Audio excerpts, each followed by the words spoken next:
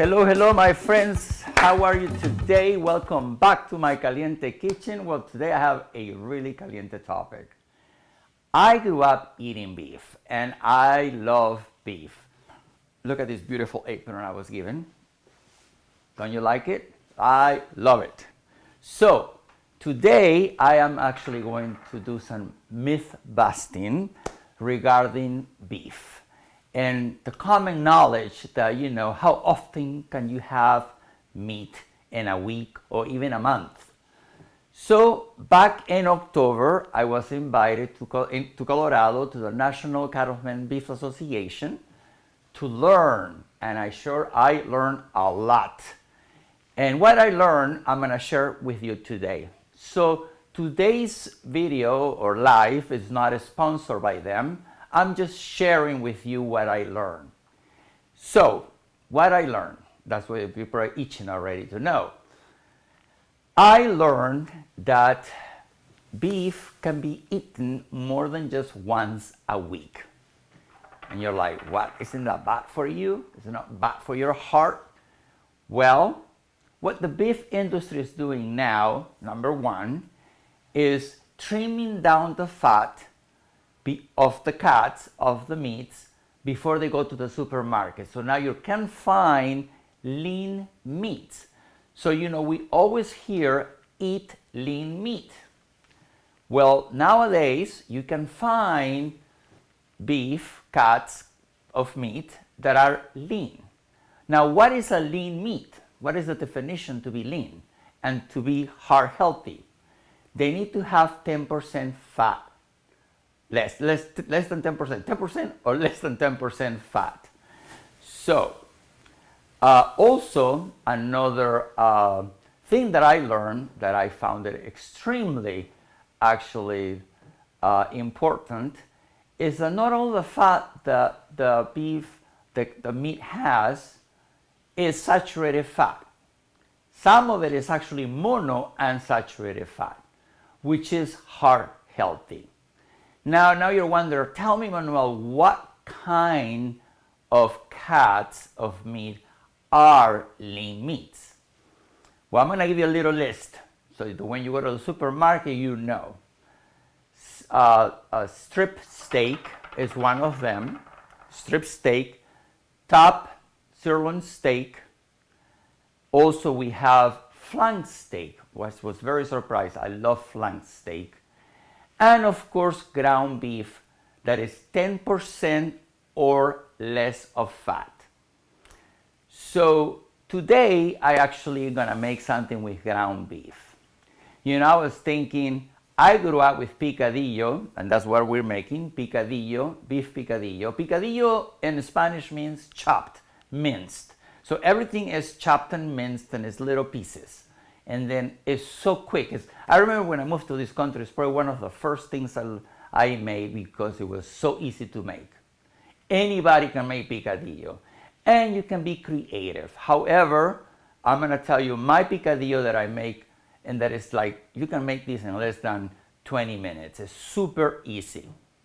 So, for the picadillo, what we need to do is we're going to... by the way, what I've done here already is I have already sauteed garlic and onion and the meat. So I accelerated the process. You have to see that.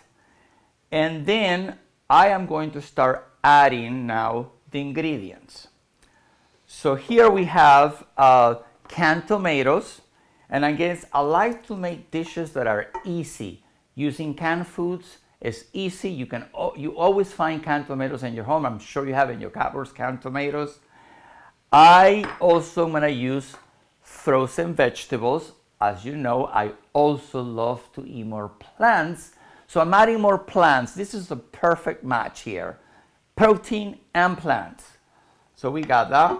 And of course, meat provides high quality protein. I mean, you knew that, right? It does, by the way. All the essential amino acids. We love it. And then I'm gonna raise this up here. And then I'm gonna add farro. But actually, before I add the farro, I'm gonna heat this up because I'm gonna give you a tip in a second. I'm doing two things here at a time. I'm gonna heat this up so you know what I'm talking about later on. Why am I doing this here? So make sure this gets hot. I already kind of started the cooking process there, but now I'm back. So now we added the canned tomatoes, the frozen vegetables.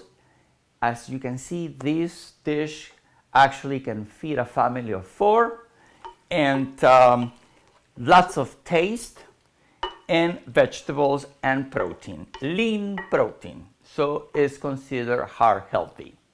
Now we are going to use farro. Now I like farro. It's a whole grain, ancient whole grain, high in protein, high in fiber. You can use any healthy carbohydrate like quinoa.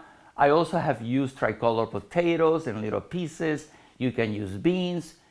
Like I said, picadillo is something pretty much you put together with ground beef that you find in your cupboards or in your freezer. This is now getting hot. Let me turn that down. All right, that's good enough for now. Now, so we're gonna have farro. I love farro, and that's what I had at home. That's why I use it. And by the way, the recipe for this picadillo is below in the link. If you're watching me on YouTube, I'm sure you are, subscribe to my channel and remember to turn on the little bell so that you know I go live every Wednesday. So now we're gonna continue mixing this. It smells delicious already. I haven't even added any condiments. And now let's go to the condiments. What condiments I'm using? I'm gonna use some sea salt, black pepper, cumin. This is my Peruvian take here. Put some cumin. And of course, I love oregano. Again, herbs and spices, you can also use whatever you want. I'm using oregano because that's what I had. I also crossed my mind, probably basil, fresh basil will go really good with these. But oregano is what I had, so I'm gonna use some oregano. And the amount, again, cooking is like making love. You just taste and you continue going. That's what I do when I start developing recipes.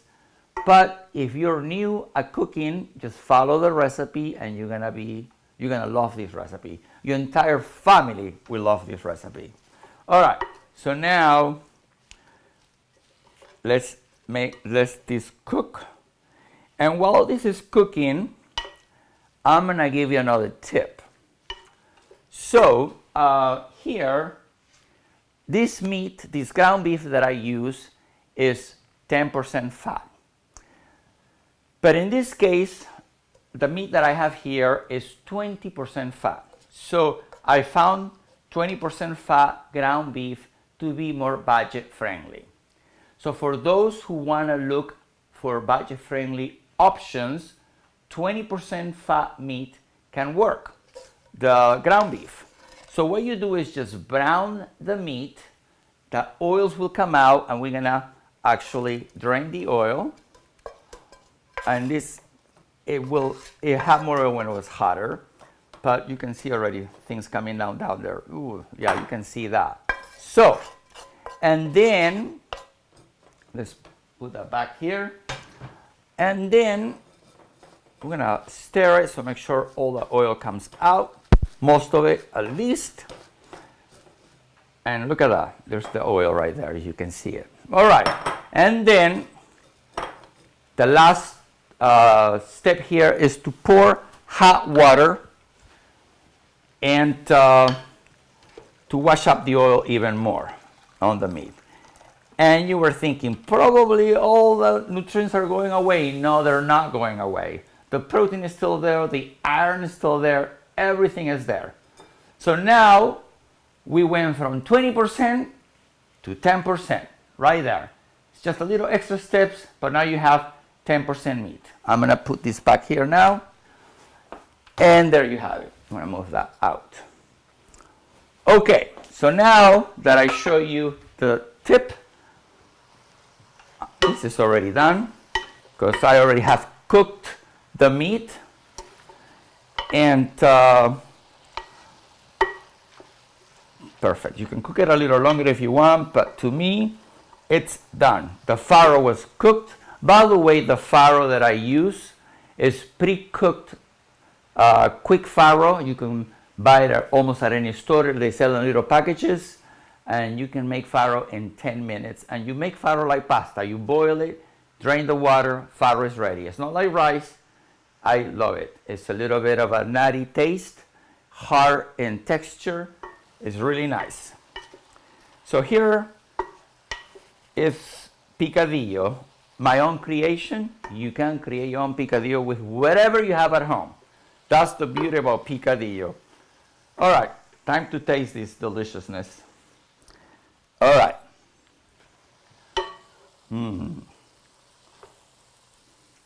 Ready? I make sure I don't burn myself now. I have my knife here. We go.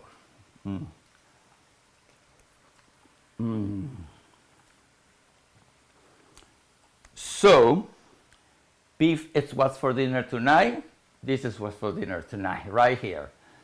So, if you need more information or more recipes with beef, visit beefitswhatsfordinner.com.